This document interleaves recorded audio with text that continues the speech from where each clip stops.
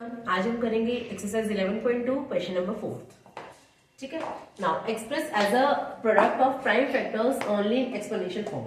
आपको इसमें क्या करना है, इसको एक्सपोनेंशियल फॉर्म में दिखाना है और इसके प्राइम फैक्टर्स करके। राइट, हम सबसे पहले क्या करेंगे, इनके प्राइम फैक्टर्स करेंगे। प्राइम फैक्टर हम कैसे करेंगे, थ्रू एलसीएम।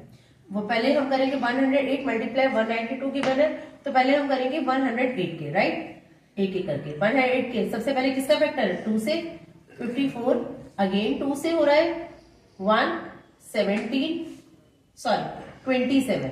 ठीक है, 27। अब 3 से 9 क्योंकि 2 का फैक्टर नहीं है, अगेन 3 1। ठीक है, इसके फैक्टर्स आपके कितने आ गए, 2 कितनी बार है, 2 टाइम्स 2 की पावर 2 मल्टीप्लाई 3 कितनी बार है, 1 2 3, तो 3 रेज़ टू द पावर 3। ठीक है, अब आता है आपका 192। हम करेंगे 192 के फैक्टर्स। 192 कितनी, सबसे पहले इवन नंबर है, 2 से डिविजिबल है, तो आएगा आपका 96, अगेन 2 48, अगेन 2 24, देन 2 12, 2 6 2 3 3 1। राइट, तो अब इसमें आपके कितनी बार हो गए, 1 2 3 4 5। आपके 2 है 5 टाइम्स, सॉरी 6 टाइम्स, 2 है 6 टाइम्स और 1 3 है, तो ये हो गया आपका फर्स्ट 100 के फैक्टर मल्टीप्लाई 192 के कितने हो गए, 1 2 3 4 5 6, तो 2 raise to the power 6 multiply 3 की पावर क्या है, 3 वन टाइम है, तो दैट मीन्स 1 लगा दो पावर। ठीक है, अब आपका एक्सपोनेंशियल पावर का रूल लगेगा। हमने ये फैक्टर्स तो हम इसके कर लिए, अब दोनों को एक उस फॉर्म में दिखाना है। अब दो अलग अलग है, उनको कर दोगे, अगर ब्रैकेट ओपन करेंगे 2 raise to the power 6 multiply 3 raise to the power 1। Right, base same है, दोनों का बेस सेम है, सेंटर में मल्टीप्लाई का केस है, तो पावर्स क्या हो जाएंगी, प्लस 2 + 6 मल्टीप्लाई और 3 की, यहाँ पे 3 है और यहाँ पे 1 है, तो दोनों की पावर फिर plus 2 raise to the power 8 multiply 3 raise to the power 4। Clear, same है। सेकंड पार्ट है हमारा, सेकंड पार्ट में आपको गिवन है 270, तो 270 को हम सॉल्व करेंगे सेम उसी की तरह, अगेन फैक्टर करेंगे 270 के। इवन नंबर है, सबसे पहले 2 का फैक्टर होगा 1 3 5। अब किसका 3 से जाएगा, ये 3 पे है 45, अगेन 3 15, अगेन 3 5, अब 5 लास्ट, तो 2 वन टाइम है और 3 टाइम्स है और 5 है, दैट मीन्स 2 मल्टीप्लाई 3 कितनी बार है, 3 raise to the power 5। Clear, now will continue third part.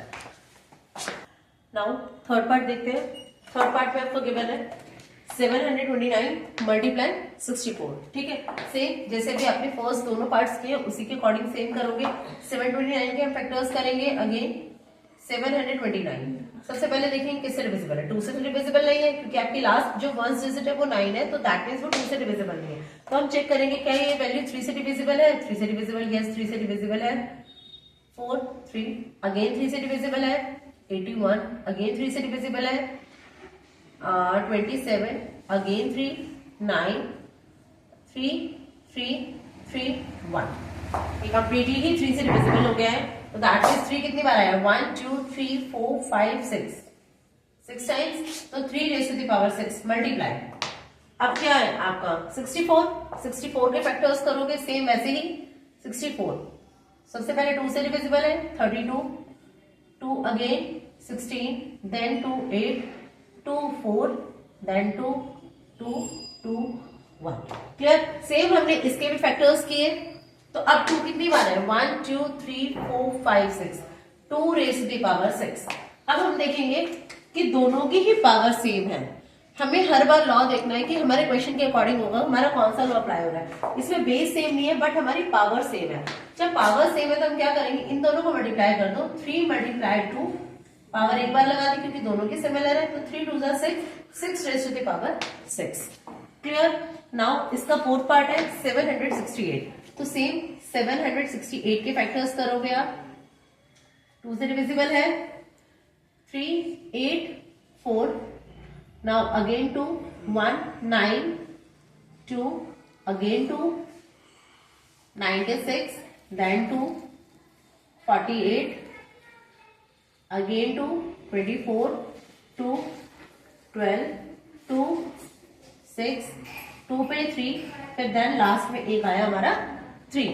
तो सेम हम करेंगे, 2 कितनी बार आया, 1 2 3 4 5 6 7 8। तो 8 times 2 raise to the power 8 multiply, एक बार 3 है तो 3 आंसर आ गया। ये हो गया आपका इसका answer. Clear? Now will continue question number 5।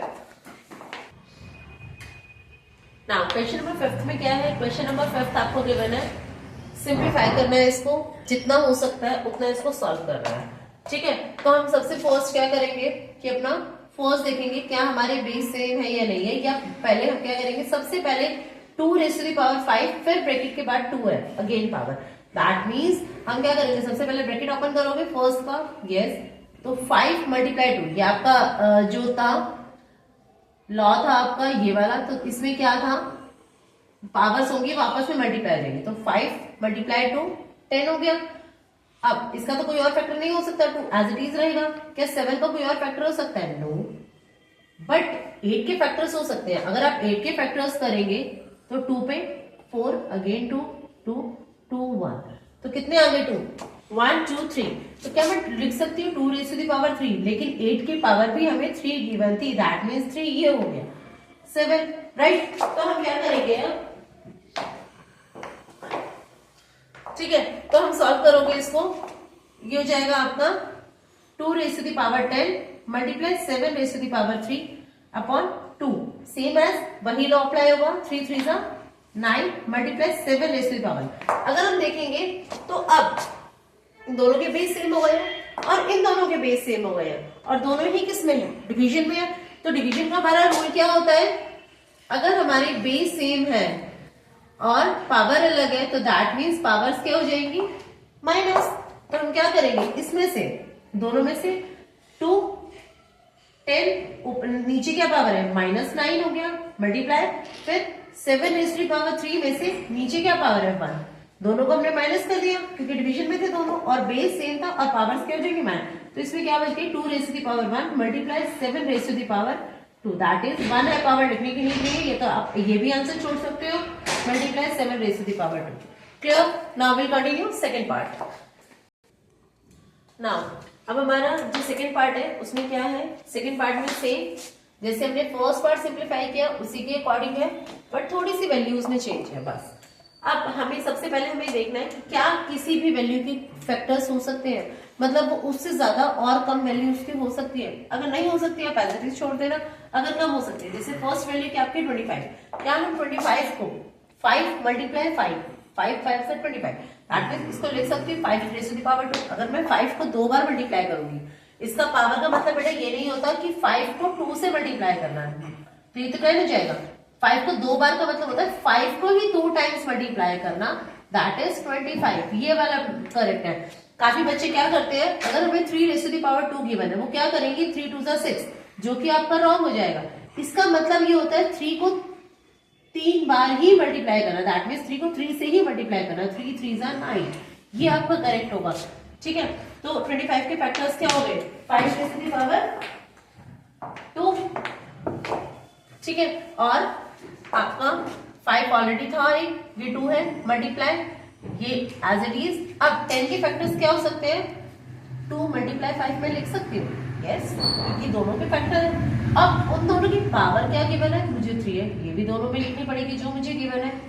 अब 4, अब मैं देखूंगी क्या मेरे कहीं बेस सेम जा रही है, यस, ये दोनों मेरे बेस सेम है, तो पावर्स क्या हो जाएगी हमारी सेम लॉ के अकॉर्डिंग, 2 + 2 दोनों की पावर प्लस, अब मल्टीप्लाई। अब मैं ये देखूंगी ये दोनों के बेस सेम है लेकिन वो क्या है डिवीजन में है, तो पावर्स क्या हो जाएंगी माइनस। आपके मैंने एक ही बार में दोनों लो लगा दिए, एक बार प्लस वाला और एक बार माइनस वाला। अब नीचे क्या बच गया, अगर मैं इनका ब्रैकेट ओपन करूं तो ये जो पावर है ये दोनों के साथ है, दैट मीन्स 2 के साथ भी पावर 3 है, मल्टीप्लाई 5 के साथ भी पावर 3 है।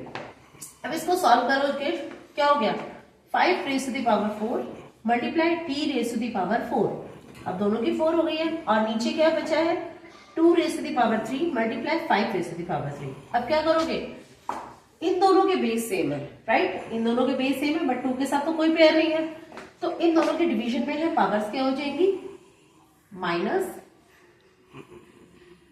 Upon 2 raise to the power 3 as it is. Minus हुआ तो क्या हो गया, 5 की पावर क्या रहेगी 1,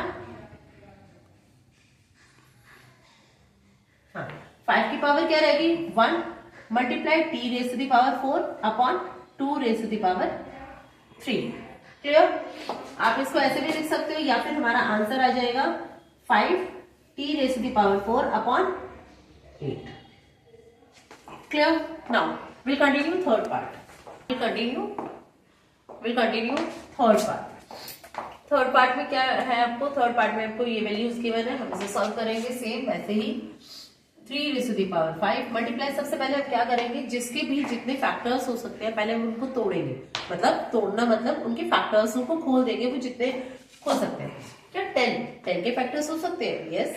2 मल्टीप्लाई 5, ना ही 2 का कोई और फैक्टर है ना ही 1 का, तो मैं लिख सकती हूँ 2 मल्टीप्लाई 5। और दोनों की ही इसमें क्या है, दोनों की पावर 5 है, क्योंकि 10 की पावर 5 है, दैट मीन्स दोनों के ही ऊपर 5 लगी। क्योंकि अगर आप इसको साथ में करोगे 10 मिला के पावर 5 है, तो दोनों की पावर 5 है। मल्टीप्लाई 25, ठीक है। नेक्स्ट है 5 raise to the power 7, oh sorry 25 के भी तो फैक्टर्स हो सकते हैं। 25 के फैक्टर्स क्या हो जाएंगे? सेम इससे जो हमने लास्ट पार्ट किया था, 5 raise to the power 2, 5 5 25। Multiply 6 के फैक्टर्स क्या हो सकते हैं? 6 2 मल्टीप्लाई 3, और दोनों की पावर हो गई सेम। अब आगे ब्रैकेट सॉल्व करेंगे। सबसे पहले 3 raise to the power 5 multiply 2, अब इसकी भी पावर क्या हो जाएगी 5 मल्टीप्लाई 5 की भी पावर क्या थी 5 multiply 5 raise to the power 2 upon 5 raise to the 7 multiply इसकी भी पावर, अब दोनों की पावर 5 है क्योंकि हमने इसको तोड़ दिया, 6 की पावर 5 थी, दैट मीन्स दोनों के ऊपर 5 लगेगी। 3 raise to the power 5। Clear? अब हम देखेंगे हमारे कौन से लॉ अप्लाई हो रहे हैं। क्या फर्स्ट है मेरा 3, क्या 3 यहाँ कहीं है? नहीं है, बट 3 मेरा कहाँ है? डिवीजन में है, नीचे। 3 की पावर 5, 3 की पावर 5, तो हमारी पावर्स क्या हो जाएंगी? आप लॉ अप्लाई करोगे साथ साथ। 3 5 माइनस 5, एक लॉ मैंने यहाँ लगा दिया है। आपके लॉज हमारे लग रहे हैं ये रहा, दैट मीन्स पावर्स क्या हो गई माइनस। एक तो मैंने ये वाला लॉ अप्लाई किया है। उसके बाद अगर मैं देखूं 2 raise to the power 5, 2 raise to the power 5, same मैंने यही लॉ अप्लाई कर रही हूं। अब इसकी भी पावर माइनस हो गई। अब मेरे पास क्या बचा है 5। यहां क्या है? पहले इन दोनों की पावर्स देखोगे आप, इन दोनों की पावर्स क्या है? पहले सबसे पहले हम क्या करेंगे, 5 में ढूंढ रही हूँ, 5 में मेरे साथ में ही पावर है, लेकिन ये मल्टीप्लाई में तो इसकी पावर, फिर हमारा लॉ कौन सा जा रहा है? इस केस में मल्टीप्लाई का है, तो पावर्स क्या हो जाएंगी प्लस। हमने ये 2 लॉ अप्लाई करे हैं, अब तो इसमें हो जाएगा 5 raise to the power 5 plus 2। अब मैंने ये दोनों सॉल्व किया, नीचे हमारा ये दोनों तो सॉल्व हो चुके हैं इन दोनों के साथ, बट ये स्टिल रिमेनिंग है, तो ये हमारा साथ साथ हम लिखेंगे। तो हमारा हो गया, नीचे क्या बचा है हमारे पास 5 रेज़ टू द पावर 7। 3 की पावर क्या हो गई 0, मल्टीप्लाई 2 की पावर हो गई 0, मल्टीप्लाई 5 की पावर क्या हो गई 7। हमारे पास क्या है 5 की पावर भी नीचे 7 स्टिल थी। अब जिसकी पावर 0 होती है वो वैल्यू क्या हो जाती है? हमारा लॉ एक और क्या कहता है, जिसकी पावर 0 हो वो किसके बराबर होगा 1 के बराबर। तो 3 raise to the power 0 1 multiply 5। अब ये इसका लॉ और लगा रहे हैं, दोनों के बेस सेम है, तो पावर्स क्या हो जाएंगी माइनस, डिवीजन का केस है, तो 1 1 जा, ये तो 1 हो गए, और 1 multiply 5 raise to the power 0 same as ये भी 1 multiply 1 that is 1 answer. Now clear? Thank you.